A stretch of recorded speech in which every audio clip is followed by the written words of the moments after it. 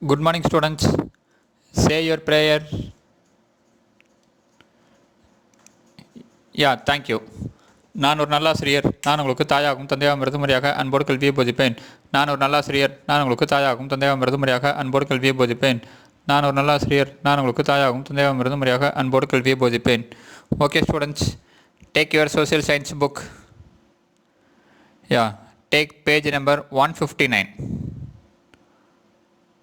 So today we will discuss about the landform formed by the action of sea waves. Okay, so in our previous class we have discussed the various landforms formed by the action of river, running water, river, glacier, and also wind. Okay, so in today's class we will discuss about the landforms formed by the action of sea waves. So we will move into the lesson. So just to recall what we have discussed in our previous class. So we have discussed the landform formed by the action of wind, so especially in the desert region. So first the landform, so mushroom rock, so mushroom shaped rock. So how it was formed? When the wind blows over a rock surface continuously means, so if the rock is made up of soft rock in the bottom part and the hard rock in the upper part means, so the bottom part rock get eroded so that the bottom part became narrow and the upper part became wider, so which result in the formation of mushroom shaped rock.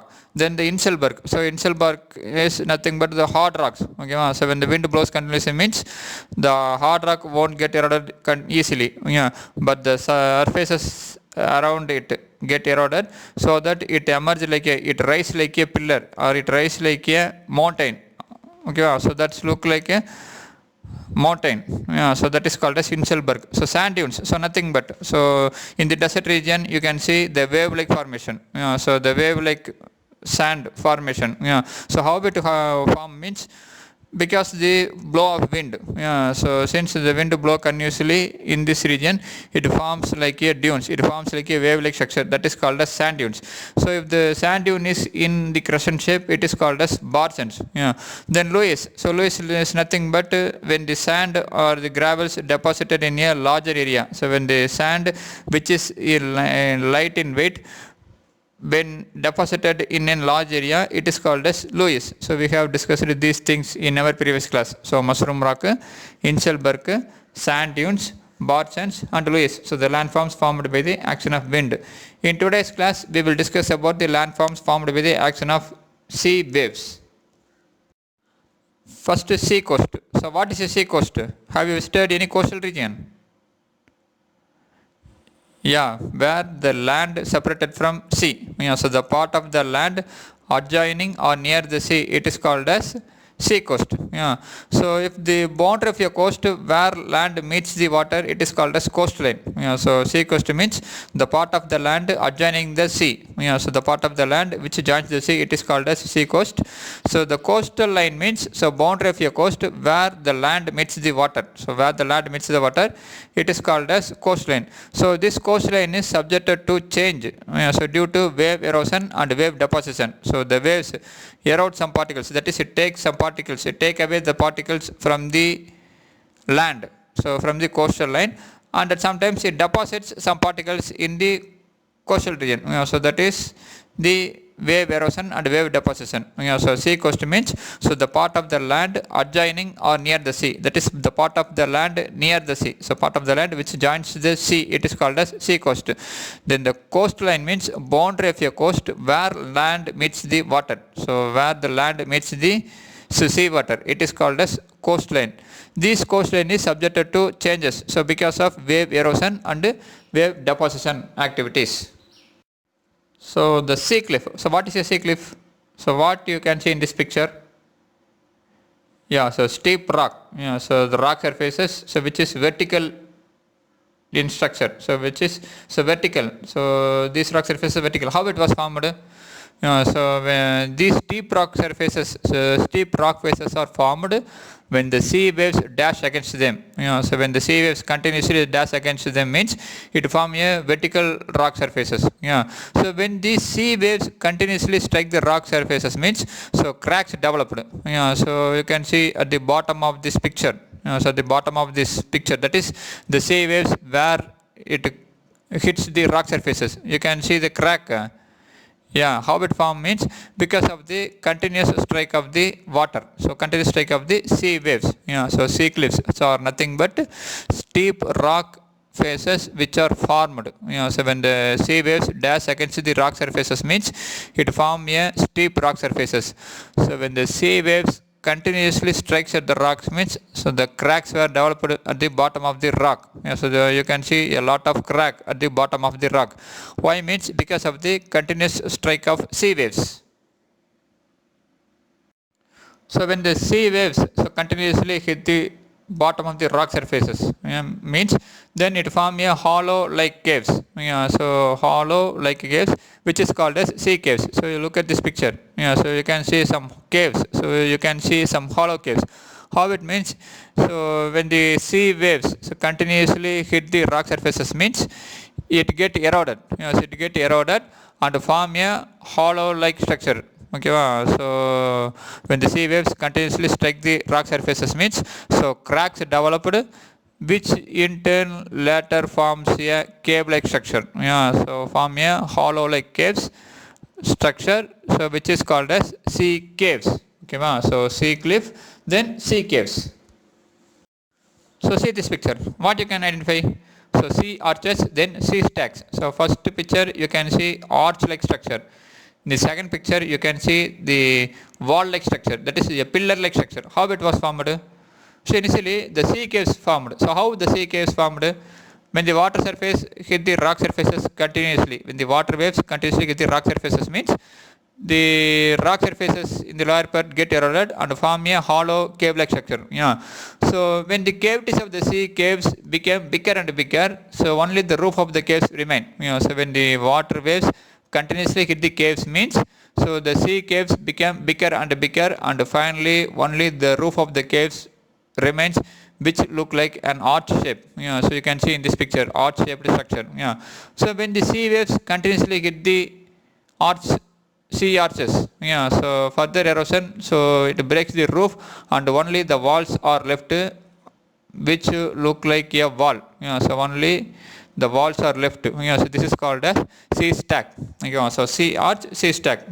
So that is the sea cliffs are formed when the rock surfaces continuously strike by the sea waves. So the rock surfaces get eroded.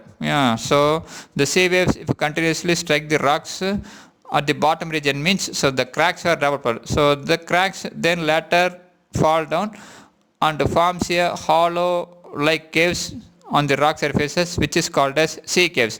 So when the sea caves became bigger and bigger, only the roof of the caves remains which is called as sea arches. So further erosion breaks the roof and only the walls are left, so that is called as sea stacks.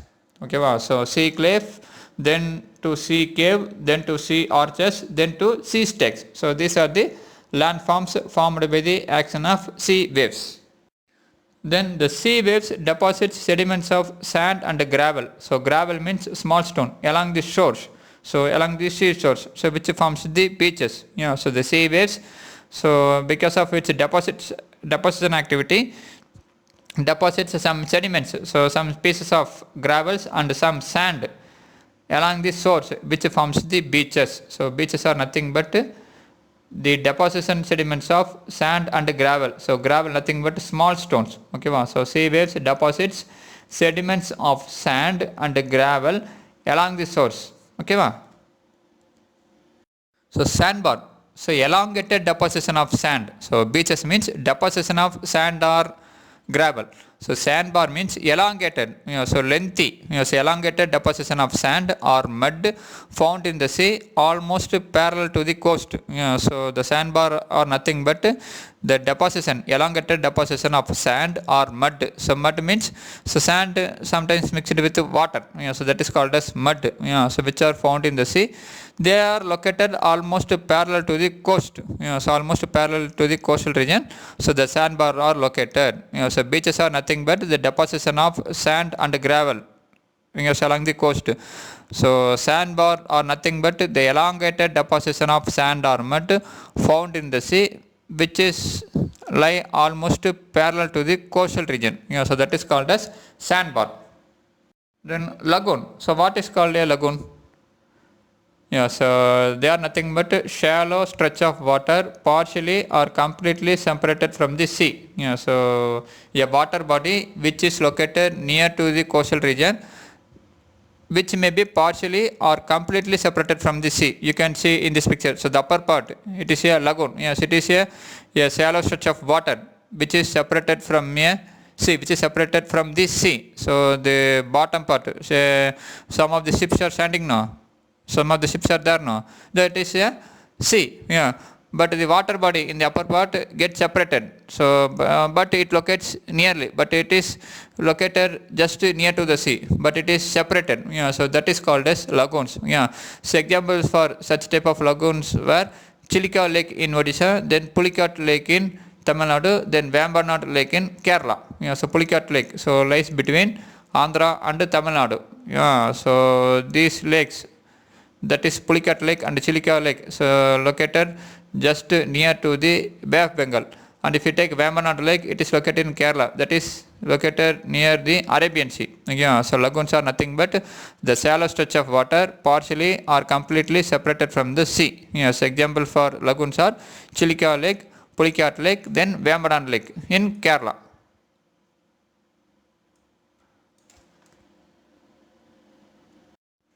Okay students, we have discussed the different landform formed by the action of sea waves.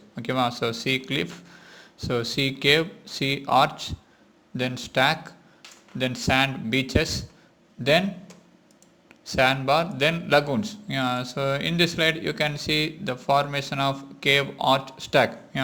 So first when the water waves, that is sea waves, hit the sea cliff means cracks were developed. So one crack, then after the continuous hit of sea waves, so the crack get expanded and forms a cave like structure, that is to cave. So they mentioned the picture now.